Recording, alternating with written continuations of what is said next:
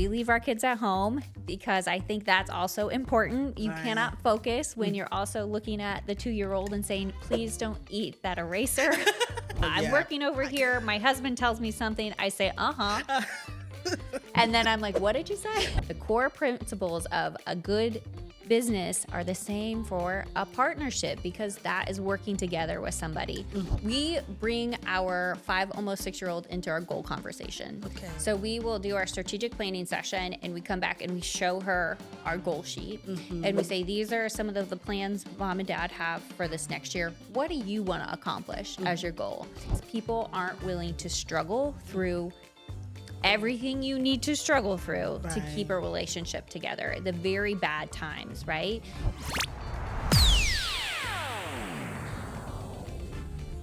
Welcome to another episode of the Own Your Brand Show. Are you a female entrepreneur and you also are a mom? You are a wife? Maybe you have a side hustle and you're a sister, you're a daughter, and you wear so many hats. Raise your hand if that defines you. Yes, I know that's going to be a lot of hands being raised.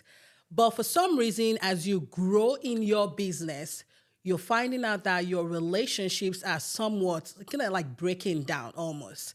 And it seems like you need to spend more time to grow the business. And as you do that, in your personal life, you're spending less time and it's causing some friction and challenges.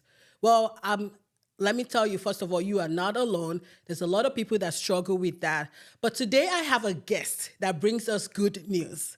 Her name is Michelle Allen, and she's a creative, human-centered attorney, and she is also the founder of Partnership Pause, and she's found a way to help us figure this out so that we can grow in our relationships intentionally to find joy, both in our relationships as well as in our businesses. So without much ado, let's get into it.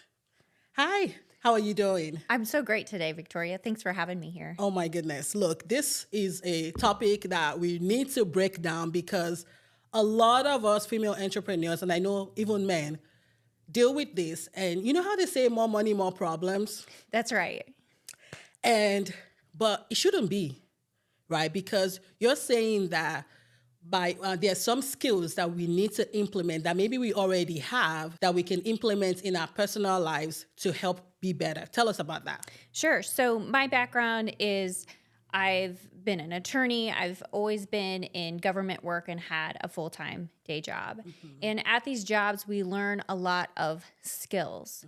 We learn how to give and receive feedback. We learn how to work through conflict. We learn strategy to apply to our business objectives. Yet, we do that during the day, and when we come home at night, we want to turn off that part of our brain. Yeah. We are tired. We want to sit on the couch. We don't really want to put a lot of intention into the conversations we're having with other people because it takes effort. It does. And we're just ready to have something be easy for once, I think. That's so true. And it doesn't always happen. But what I found is those skills, the same skills that make a good business, help cultivate intentional relationships at home, whether that's with your significant other, your partner, whether that's with your children or your friends. If we give a little intention and we bring those same skills, we're going to have better relationships and be happier across the board wherever we are. That's interesting. I think that I can relate with you, at least when I was in corporate, where we learned a lot of skills, conflict resolutions and things like that. But when I'm at home, I never think about using those skills at home because I don't know, it's like my brain is just thinking this is for work. And then when I'm at home, it's completely different. But I hear you say that we can use some of those skills, or we should be using some of those skills. So tell us, talk to us about a little bit about some of those skills specifically that are applicable. Sure. So the first one I think that is foundational is psychological safety. We've heard a ton about that in the last couple of years about having a safe place for employees to come to work. But that's the same thing at home. You want to have trust. You want to feel valued. You want to be able to speak your opinions and understand that they're going to be heard. They may not always be acted upon, but we're going to have a good conversation and dialogue about what should happen. And so psychological safety, when you don't have it, you withdraw. You become unengaged. And you see that at work and you see that at home, where you decide, oh, I'm not going to bring that up with my partner because I don't feel like they're going to listen to me. And I've brought this up before and they always shut me down. And so that's a lack of that psychological safety at home that we're not really recognizing. Again, same thing, different settings, but it's a tool and a skill you need at home. And so you can start building that with your partner by starting to have those conversations about what you feel could help your relationship grow at home. And so that's the foundational piece that I would recommend somebody work on if they want to start improving their relationship, if it's not there already. Okay, so I have to play devil's advocate. So we're the female business owners, we're the ones with a lot of things on our plate, and our partners are like, you're the one not listening to me. So how do we deal with that? Then we need a level set and we need to take a little bit of feedback at that time. And we need to say, okay, let me take a step back from the situation. I'm receiving some type of feedback, and ask yourself, is there some type of truth to this? And be realistic. Try to put those walls down and say, okay, maybe I have been spending a lot of time and I'm talking about my business too much, or I'm hiding away working on stuff where I'm not sitting down. And when you have a conversation with me, I'm not actively listening, right? That happens a lot. I'm working over here. My husband tells me something. I say, and then I'm like, what did you say? Exactly. We're hearing, but we're not listening. Exactly. And so it's a two-part effort. And so it really takes a lot of recognition to get on the same baseline with your partner on what is the true reality of the situation. What are you bringing to the table and not? What am I bringing to the table and not? And level set there, and both commit to making some type of micro change to start building back to the point you want to be. Sounds like it starts with being intentional to do that too. Absolutely. You cannot go through it and just expect things to happen, to just say, well, we'll just hang out with each other and our relationship will eventually grow. That is how marriages fail, right? It's being active, coming to the table every day and trying to be a little bit better yourself and a little bit better for your partner. That's good. Okay, so I know you've been married for over 10 years now, and you have 2 kids, and you're running your business. You're also an attorney. You work full time. So like you have a lot of things on your plate, and you're trying to grow, in every area of your life. What are some of the powerful business strategies that you say that you apply or that we should apply to help, grow? One of the most significant things I've done with my partner is set up an annual strategy session. Okay. I love this because you get in the day-to-day challenges and you forget to be intentional about the future. Yeah. You forget to set time to have date nights. That is challenging. I've never heard a couple say it's difficult to have a date night, right? Yeah. Or it's easy, to have a date night. And so what we've done is I will go someplace. We'll go someplace maybe under 5 hours, usually under 3 actually, to make it easy, a trip. We go there, we hang out, we can make sure that we've got some fun things to do. Like I like to go to a park and walk around. But we say, what do we want to accomplish this coming year? What are these goals? And so we kind of write those out on a messy sheet, and then we organize them by quarter and by month in terms of some of the big things we want to hit. We have a little category for what are the big trips in the future we know we want to do and accomplish, what are our personal goals, and what are our goals in our relationship. And it doesn't have to be that intense. It is not a minute by minute itinerary. What is most powerful about this is that you made the time. You made the time to connect. We leave our kids at home because I think that's also important. You cannot focus when you're also looking at the 2-year-old and saying, please don't eat that eraser all the time, every day. And so that's why it's important to have that escape. So a strategic session is really important. And then from there, I think it's challenging to do monthly date nights. We sometimes we get that in. But if I can do a quarterly, what I call a quarterly retreat, and that could even just be a simple date night with a little bit of an intentional agenda, then you can still build that relationship intention. So it sounds like we're running our relationship as a business. Yes. Wow. Sounds really novel, doesn't it? Wow. But think about it. You go to work in corporate jobs, you have business retreats, you have a couple days where you get off site. You know, we find value in new settings where we can be more creative, where we can focus. We don't have the distractions around us. It is the same exact thing with your relationship. So does that not impact the romance in our relationship if we're that, business-like or business-minded about it? I think that can be a little bit of friction at first. And I've seen this in couples with male counterparts who are like, and my husband even, like, you're talking to me like you're a boss. Like, well, I am a boss. Right.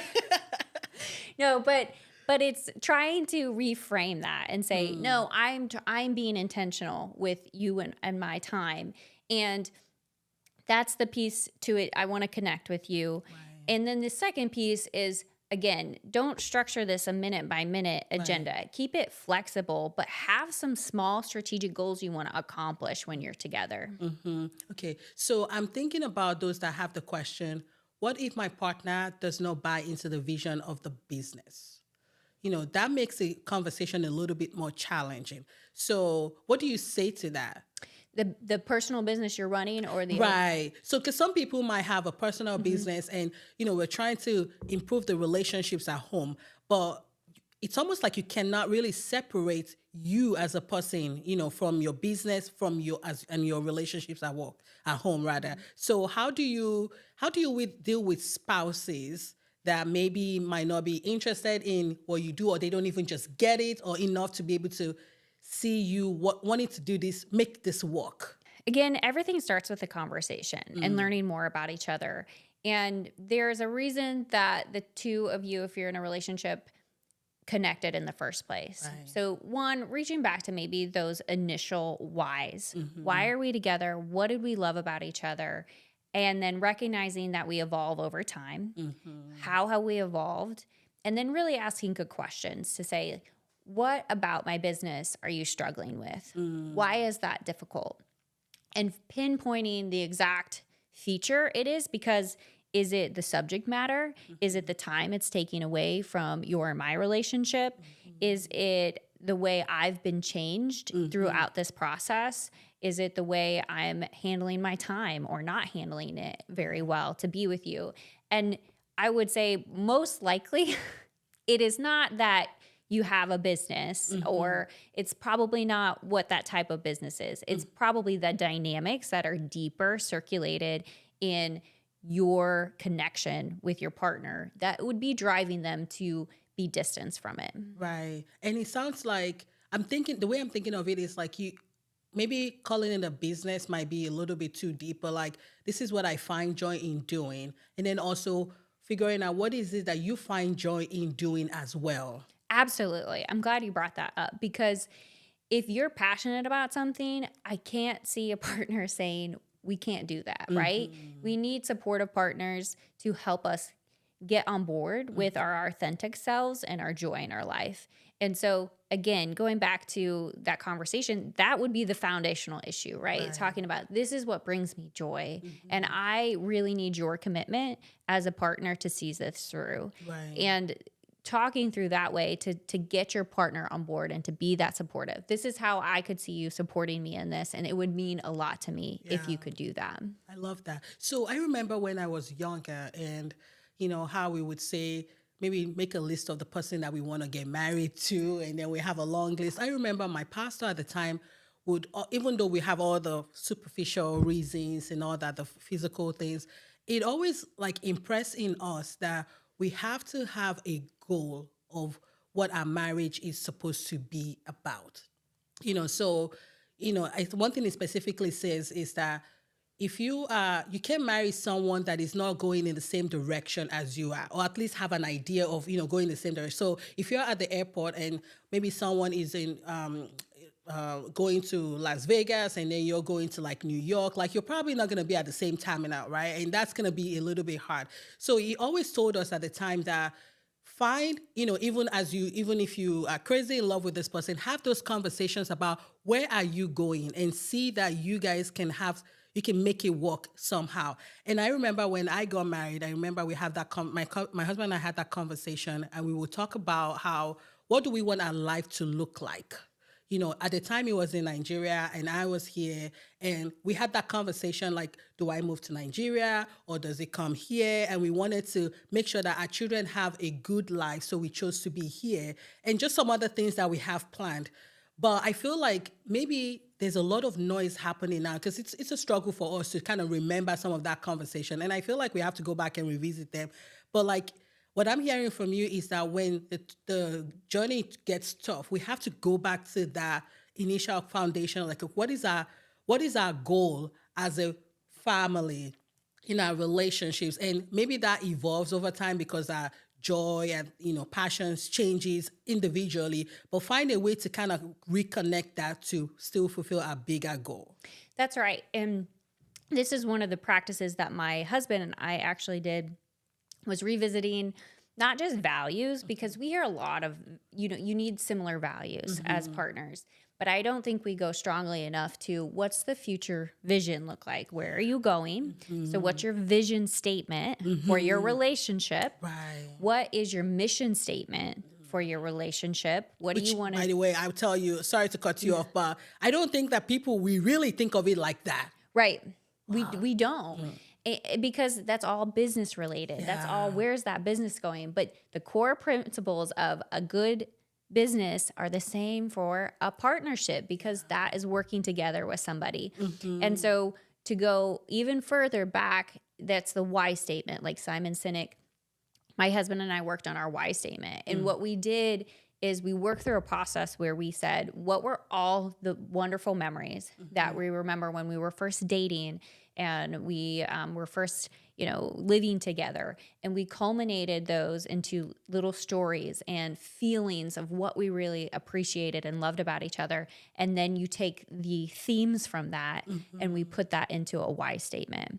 And that is something that I don't think about every day by any means, but that when we come back together for a quarterly retreat or definitely our strategic planning, we revisit that, and it helps us remember the positive memories and the good memories and the intentions we had at that time to reconnect and recenter.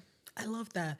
I feel like when we think of it that way and we act on it like as such, because I asked the question about the romance, like, yes, it's there, but like it feels like you're building something bigger. Romance would flee. Like we change all the time, right? Like especially if it's just attached to physical beauty or things like that, like those will go away, but the love is still there. And that's deeper than the romance or like the physical, nature of it. But I feel like when you have things like the why, your mission, your vision statement, it just keeps the relationship even more deeply rooted.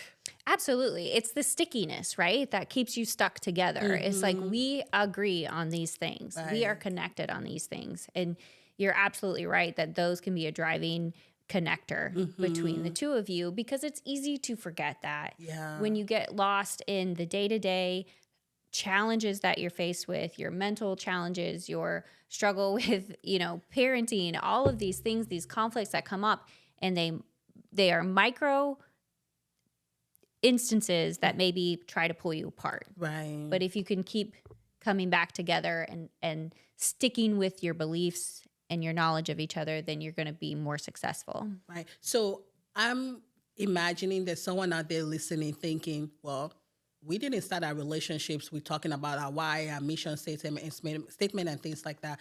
And I imagine it's not too late.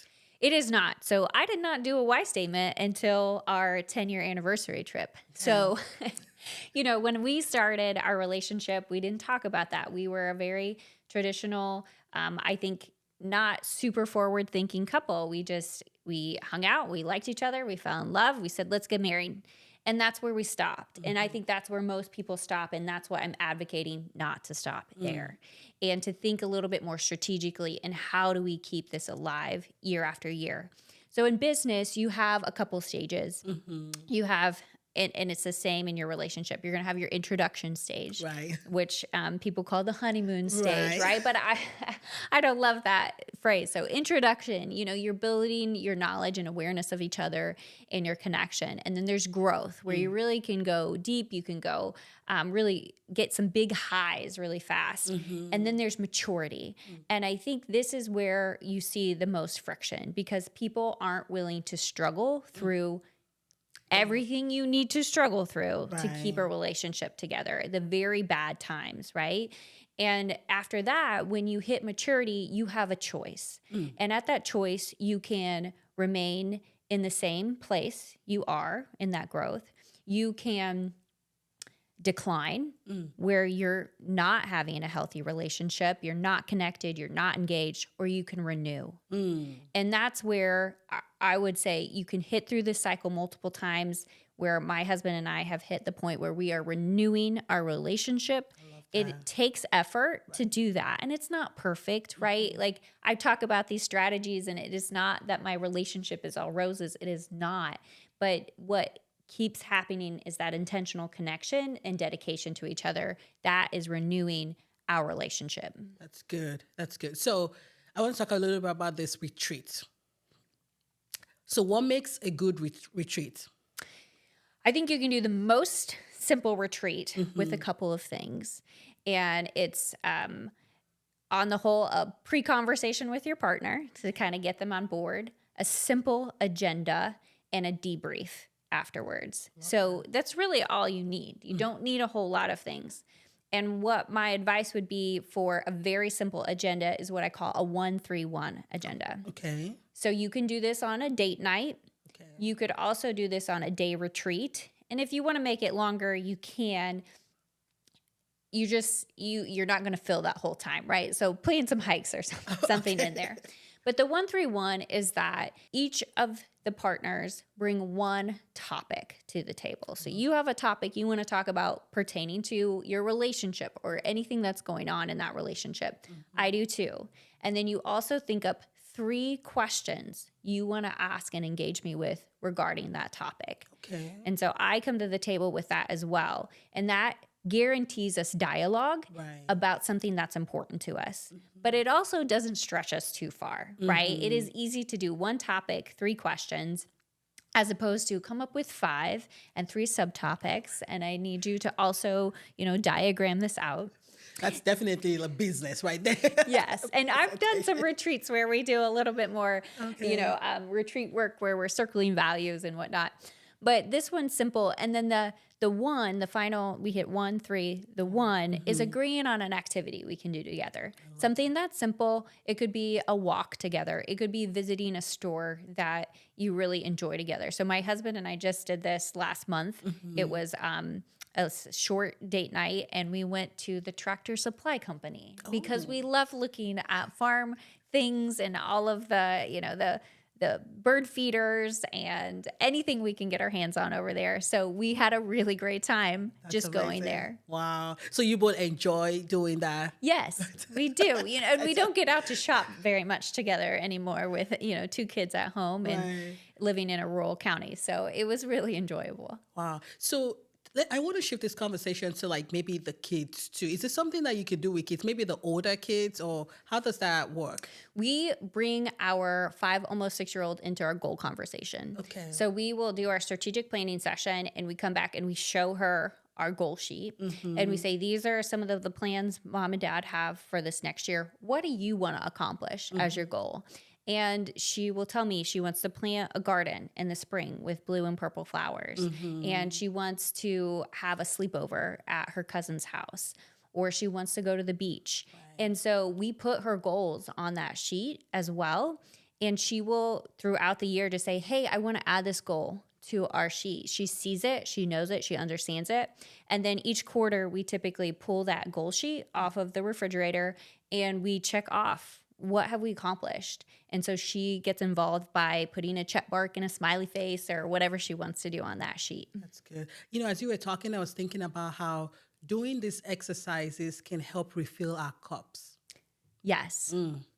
I think it fills our cup because we're being intentional about the things we want and for joy. Yes. And so when I can check off something on that list, because I thought at the beginning of the year, I will find great joy and gratitude in doing it. Yeah. And then I know I accomplished it. I feel so good. Yes. And there's some things on those lists we don't get to because circumstances happen, right? But we can at least see that list and know, are we going to carry that through to the next year? Right. But then you also have a partner that is invested in helping you achieve that too. Right. And that's so fulfilling. The other piece of writing down your goals in this way and sharing it is, I remember, I think Robert Waldinger, he's one of the famous researchers on happiness and with partners. And he said the key, it might not be Robert Waldinger, but it might be John Gottman. I'm so sorry. That's okay. But one of the keys of a successful marriage is they generally look at the past in a positive way. So when you have this document, we call it an artifact. Okay. And that artifact helps solidify what did you do year after year together? Because otherwise you can say, like, I just don't remember what happened. Some of us are so busy we can barely remember what happened 2 weeks ago. True, or yesterday. Yes. So when we have that document, again, it's another sticky point. It's a physical connection with each other and what our unified goals are. That's great. And I think that this is also applicable to your parents, friends, sisters, and people that are around you as well too. Because when we have that understanding of how we can, where are you going? So not necessarily what we're doing together, but like, what are your goals and what are the things that you're trying to achieve, and maybe how can I support you? So that way, you don't see me as being so focused on my business and the things that I'm doing, and I'm not, interacting or even building that relationship with you. Absolutely. And I think if you can write down and remember your goals of your friends, you're only going to show up better for them. Yes, that's so good. Wow. So I know you have a tool to help us be better with our partners. Can you share that with us? Sure. I have a 5-question pulse method. Okay. And it's to generally help you ask some more meaningful questions with your partner, but also to gauge some tactical information. And what I mean by that is, what do you need to know on a day-to-day? And these can help be driving questions when you just maybe don't know what to ask is one thing, but you also still want to have some intentional connection. So PULSE is the acronym for it. Okay. And it starts with P. What is a proud moment you had this past week? Oh, I love that. And I don't want to ask you what's a proud moment you've had this last year or 2 years ago or in your entire life. That's too big. I need to help you narrow your focus on what you're doing in your day-to-day that I don't see. The next one is, what's an upcoming event that you're looking forward to? Okay. And so I love to ask that to my friends. What's something on your calendar that you're looking forward to?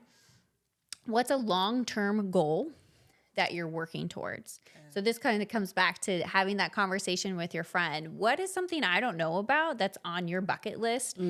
And maybe I can help support you, or I can just remember it to ask you about it. In addition to long-term goals, we want to encourage everybody to do short-term goals, right? Yes. Because we recognize SMART goals, we need smart, attainable things. So after you tell me your long-term goal, I want to say, well, what's a short-term goal or short-term strategy you're using to achieve that long-term goal? And if they say, I don't know, you can help them find that path, right? And the same thing with your partner. You can help get some accountability there with your partner to achieve these goals you want to do. Right. And the last one is E.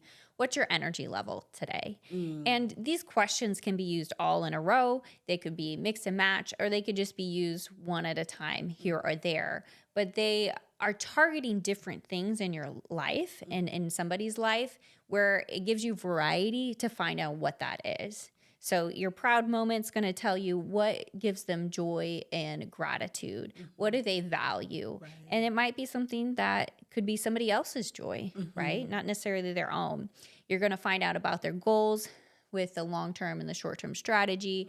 The upcoming events, you're going to find out, what do I need to coordinate with you on this week, right? Who's taking this child here? Who's going to take that child there? And then the energy level is just a good check-in day to day, because you notice when your partner comes home and they're not up here, right? And so you could say, what's your energy level today on a scale of 1 to 10? So I can help figure out, if you're a 2, maybe I can be an 8 and we can be a 10 together. That's good. That's really good. Wow. That's a lot. But so tell us, where can we get our hands on this resources, and how can we, contact you? So you can subscribe to my newsletter, Partnership Pulse. It's a monthly newsletter. I do that because I know that you're busy and it takes time to implement these strategies. And so with Partnership Pulse, I break down a traditional business skill into your relationship terms and give you actionable questions to engage with your partner, or maybe to think internally for your self-reflection. How can I use this skill in my relationship? And then for those that want to sign up for a premium subscription, I will send you a mid-month deeper dive with maybe an extra 3 to 5 questions to really dig into your partner. And my newsletter's on Beehive. So I think you're going to put the link in the comments that we can subscribe for that. Yes. Thank you so much. This has been so enlightening. And I feel like I got some tools, the pause that I'm going to go use in my relationship. And yeah, it's been fantastic talking to you today. Thank you so much. I really appreciate my time with you here today, Victoria. Thank you. Well, you've heard it. Make sure you take advantage of this offer, sign up for this newsletter, and check out the premium content as well, because I know that there's a lot of goodies in it. But until next time, you're in charge, and make sure you own your brand.